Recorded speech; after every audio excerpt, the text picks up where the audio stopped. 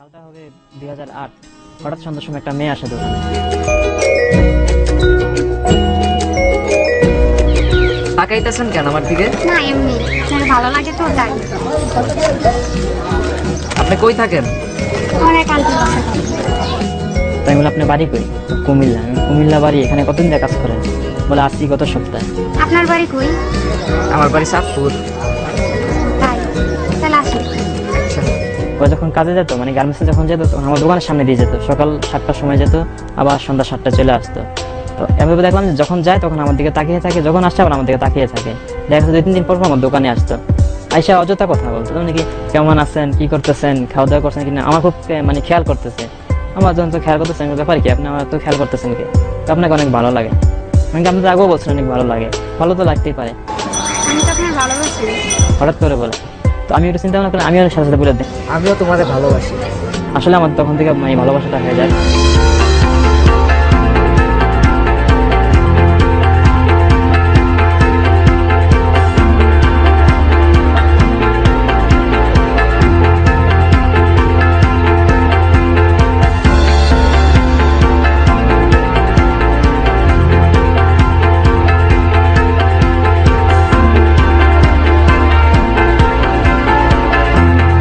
আমাদের প্রায় সম্পর্ক তখন 6 মাসের উপর হয়ে গেছে।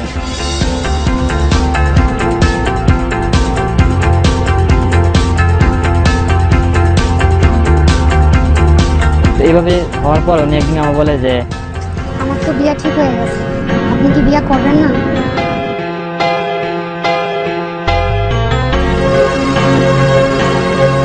আমিও তোমার কেমনে বিয়া করুন? আমার তো বিয়ার বয়সই হয়নি। তাইলে কি আমরা এমনি থাকুন? আচ্ছা, তুমি তো গার্মেন্টস থেকে আইছো, তুমি আমার বাসায় যাও, এটা হলে আমরা পরে কথা কইতেছি।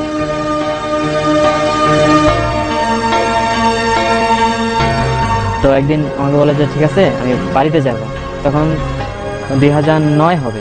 তখন বাড়িতে যায়, যাওয়ার পর আমাকে ফোন দেয়, আমার পাশের দোকানে ফোন দেয় বলে যে এই ঘটনা, আগামীকাল আমার বিয়ে। আগামী তোমার বিয়ে মানে হঠাৎ, তুমি তো বলছো তোমার আম্মু তোমাকে বিয়ে দিবে, তো কালকে বিয়ে কিভাবে হয়? আমার আম্মু আগে পছন্দ করে রাখছে পাত্র। ঠিক আছে বিয়ে হয়ে যায়, ভালো থেকো, এটা বলে আমি তো রেখা দিছি। রেখা দেওয়ার পর তখন আমার কাছে খুব খারাপ লাগতেছে যে কালকে ওর বিয়ে যেতেছে, এতদিন একটা সম্পর্ক, ওর তো আমি প্রথম আমার ফার্স্ট লাভ, আমার ফার্স্ট ভালোবাসা মানুষ, ওর বিয়ে যেতেছে কালকে, এটা না খুব খারাপ লাগতেছে। সন্ধ্যা থেকে খারাপ লাগতেছে। পরের দিন সকালে আমি দোকান খুঁজে দেরি করে, আমার পাশের দোকানে যে মামা ছিল ফার্মেসি, তার নাম হচ্ছে হাসান, ফার্মেসি ডাক্তার। আমার শিকার তো বিয়ে হয়ে যাইতেছে, আমি আর কি করবো? আমার খুব খারাপ লাগতেছে। আরে এটা একটা ব্যাপার হইলো। মামা আমার কিচ্ছু ভালো লাগতেছে না, আমি দোকানদারি তো মন বসাইতে পারতেছি না। আমি কি করবো মামা?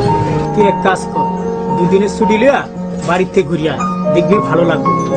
আচ্ছা। তখন আমি 2 দিনের ছুটি নেই, নিয়ে আমি তখন বাড়িতে যাই। তো বাড়িতে যাওয়ার পর আমার ওই চাচাতো ভাইয়ের সাথে দেখা হয়, সে আমার 2 বছরের সিনিয়র, তার নাম হচ্ছে। বলো চল আমরা একটু ঘুরে আসি। কই যাবি? কয় নদীর পাড়ে যাবো। নদীর পাড়ে তো আমাদের জায়গা, আর কই আছে? আচ্ছা ঠিক আছে চল।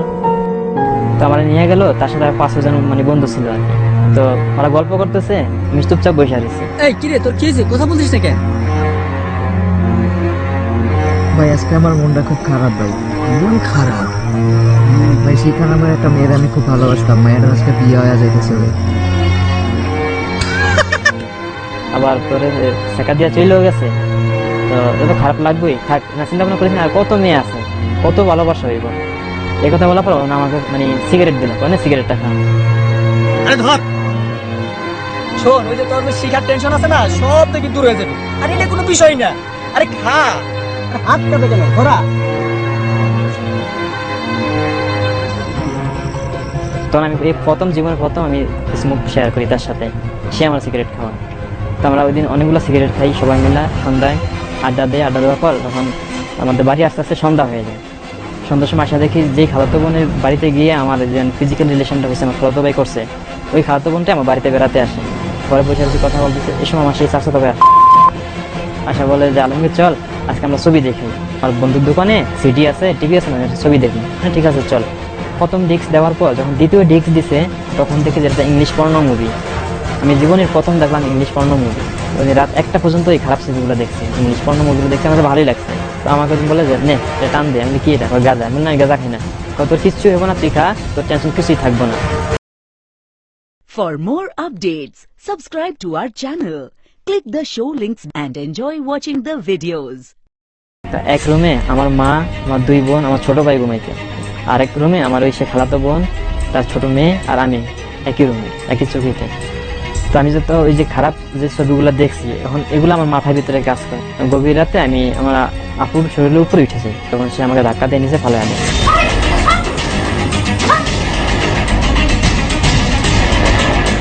মানে ওইটা আমার আম্মুর কাছে যায়, আমার আম্মুর কাছে গিয়ে বলে যে দেখেন খালাম্মা, আলমগীর আমার সাথে এই কাজ করতেছে। তখন আমি উপরে উঠে আমার মতো আমি শুয়ে থাকি। তো সকালে ঘুম থেকে উঠছি, ওঠার পর আমার আম্মু নাস্তা পাকাইছে, পাকানোর পর আমাকে মানে ঘুম থেকে উঠেছে যে আমার আম্মু কাঁদতেছে। আমার কি হয়েছে? তুই কাল রাতে কি করছস? কই আমি তো কিছু করি নাই। কাল রাতে তুই তোর বোনের লোকে খারাপ কাজ করস নাই? দেখেন গতকালকে আমার খারাপ ছবি দেখাইছে, এর লেগে আমার মাথা ঠিক ছিল না। আমি কি করছি না করছি আমি নিজেও কইতে পারলাম না। আম্মা আপনি আমার মাফ করে দেন আম্মা। যা তোর বোনের কাছে মাপ চা। আপু তুমি আমার মাফ করে দাও, আপু তুমি আমার মাফ করে দাও। আচ্ছা আচ্ছা ঠিক আছে ওর। আমি আপুর পাও দিয়ে এরকম আছে যে আপু দেখেন আমার ভুল হয়ে গেছে, আর কখনো এই ধরনের আমি কাজ করবো না। ঠিক আছে, তুই তো আমার ভাই, তোর তো আমি আমার ভাইয়ের মতোই দেখি, তুই যে আমার সাথে কাজটা করছিস সেটা ঠিক করছিস, আমি তো তোর আপন বোনের মতোই। আপু দেখেন ভুল হয়েছে, মানুষের তো ভুল করে, আমার আর ভুল হবে না।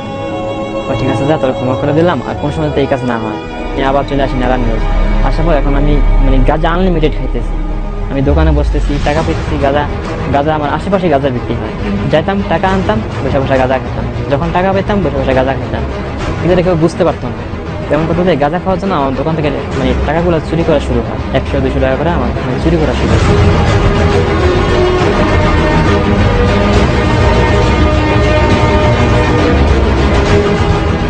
আমি যেই মেসে খাইতাম, আমি তাকে আন্টি বলে ডাকতাম আর কি। তো তার হাজব্যান্ড 2টা বিয়ে করে, একটা থাকে তার মতলব, আর একটা হচ্ছে এখানে নারায়ণগঞ্জে থাকে। তো ওই তার হাজব্যান্ড তার পরের স্ত্রীকে নিয়ে মতলবেই থাকে।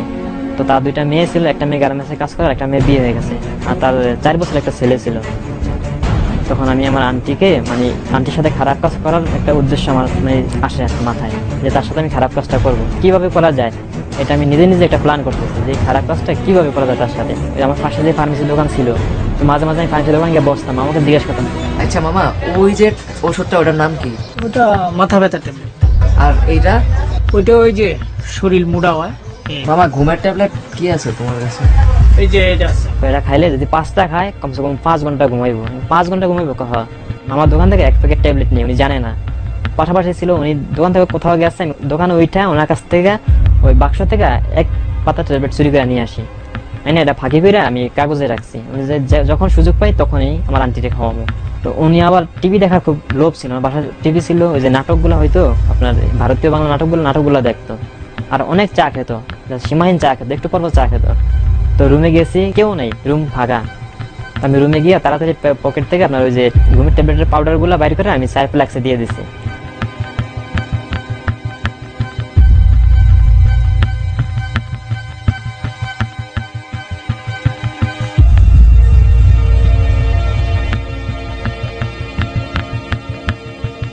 আমি 1 ঘন্টা পরে আবার গেছি।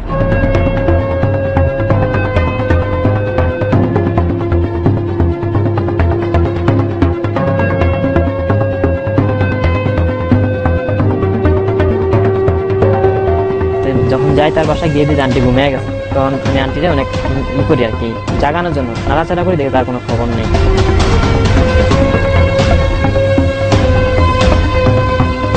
লাস্টে আমি ভিতরে দরজা বন্ধ করে তার সাথে ফিজিক্যাল রিলেশন করি। তার 1 মাস পরে উনি আমাদেরকে খাওয়াটা বন্ধ করে দেয়, বলে যে আমি কাউরে খাওয়াবো না, আপনারা খাওয়ার ব্যবস্থা করে নেন, আমি মতলব যাবো, আমাকে এখানে থাকবো না। তুমি 1 মাস পরে মতলব জায়গা। তখন আমার কাছে খারাপ লাগলো যে আন্টির সাথে আমি কাজটা করলাম, নিশ্চয়ই আন্টি আমার এই খারাপ কাজটার জন্যই এখান থেকে গেছে। 2010 সালের প্রথমেই তখন আমার দোকানে একটা ছোট মেয়ে আছে, মানে ছোট মেয়ে আসতো আর কি। ওখানে আসলে আমি একটা চকলেট দিতাম, একটা কলা দিতাম বা একটা বিস্কুট দিতাম, মানে খুশি থাকতো সবসময়, আমাকে ভাইয়া বলে ডাকতো। তো এরকম অনেকদিন যাওয়ার পর আমি চিন্তা করলাম যে আমি ওর সাথে খারাপ কাজটা করি। একদিন দুপুর বেলা আমি ওরে মানে ফুসলিয়ে আর আমি রুমে নিয়ে যাই, আমার রুমে।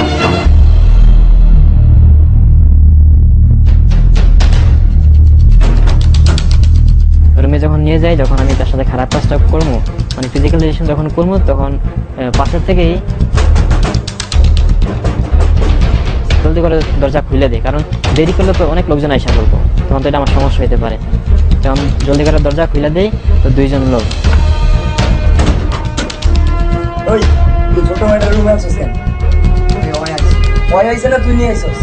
যে ভাইয়া এমন ঘটনা, আর আমি আনছি, ঠিক আছে এটা আমার ভুল হয়ে গেছে, আমাকে মাফ করে দেবে। আর তোরা আমরা এত ভালো জানি, তুই এলাকায় এত ভালো একটা ছেলে, এতদিন ধরে তুই দোকানদারি করস, কখনো তোর নামে খারাপ কিছু শুনি নাই। আর তুই একটা ভালো ছেলে হইয়া এই মেয়েটার সাথে তুই খারাপ কাজ করতে আইসস, তোর কি বিবেক একটু বাদে না? আমাকে রুল দিয়ে দুজনে মারা শুরু করে, অনেক মারা মারছে আমাকে। মারার পর তখন আমাকে আবির ভাই বলে, আচ্ছা পুলিশ খবর দাও, আর পুলিশ হাতে উঠিয়ে দাও। না না না, ওরে পুলিশে দিয়ে কাজ নাই। ওরে পুলিশে দিলে এই মেয়েটার পরিবারের সমস্যা হতে পারে। ওর কাছে টাকা পয়সা রেখে ছেড়ে দে। আর ওনারা কি করে, ওই ছোট মেয়েটারে হাতে 20 টাকা দিয়ে, আম্মু তুমি যাও কারো কিছু বললো না। তখন আমাকে বলে যে এখন তুই কি করবি কর, তো আমাদের এখন 10,000 টাকা দিতে হইবে, টাকা দিবি ছাড়া পাবি, নাহলে তোর পুলিশ হাতে উঠিয়ে দিন। আচ্ছা ভাই, তাহলে আমার দোকানে চলেন, আমি আপনার ঘরে 2000 টাকা দিই, বাকিটা পরে নিয়ে আনবে। আচ্ছা চল চল। তো এইভাবে দোকানদারি করে 10,000 টাকা জমা করে ওনাদেরকে আমি 10,000 টাকা দিয়ে দিই চুরি করে। এটা কিন্তু আমার মালিক জানে না। তো ঈদে আমি বাড়িতে যাবো, তখন আমার মামা বললো, মামা আমি তো বাড়িতে যাবো, ঈদের ছুটি দে। ঠিক আছে যা। তখন আমি ঈদে বাড়ি যাওয়ার জন্য, কারণ আমি তেমন নেশা করি, আমি ড্রাগ অ্যাডিক্ট, আমার টাকা বেশি লাগবে, 2,000 টাকা আমার বেতন ছিল, বেতন আমার কি হবে। তখন আমি ওখান থেকে 5,000 টাকা চুরি করে আমার ব্যাগে রাখি দোকান থেকে, যে আমি বাড়িতে নিয়ে খরচ করবো, বন্ধুদের সাথে নিয়ে খরচ করবো। কয়দিন থাকবো আমি, থাকবো 4-5 দিন, বেশি দিন থাকবো না, আইসা করি আমি। ঠিক আছে, তোমার ব্যাগটা একটু দেখি, চেক করি ব্যাগে। মামা ব্যাগ চেক করবেন কেন? না এমনি চেক করে দেখি। উনি তো আগে যে একবার চুরি করছি, ওনার একটা ভিতরে সন্দেহ আছে যে এবার টাকা পয়সা নিচে কিনা দেখি। উনি আমার ব্যাগ চেক করে দেখেন, ব্যাগে 5,000 টাকা। ওই জন্য আমাকে তার পায়ে জোতা দিয়ে আমাকে কয়েকটা বাড়ি মারে। বাড়ি মারার পর বলে যে তোর কাজ শেষ, এখান থেকে আর তুই কাজ করতে পারবি না। তখন আমার 2,000 টাকা দিয়ে ওখান থেকে বিদায় করে দেয়। আমি লাইফে যা খারাপ কাজগুলো করছি, এটা নিয়ে এখন আমার খুবই কষ্ট হয়, খুব অনুশোচনা হয় যে আমি এই কাজগুলো তো না করলেও পারতাম। আর এই খারাপ চিন্তা ভাবনা থাকার কারণ হচ্ছে আমার পিছনের ঘটনাগুলো। সেই খারাপ কাজগুলো বারবার আমার বিবেককে বাধা দেয়, বিবেককে কষ্ট দেয়, যে খারাপ কাজগুলো করছি, এতগুলো মানুষের সাথে অপরাধ করছি, যে এটা হয়তো না করলে আমার জীবনটা আরো সুন্দর হতো।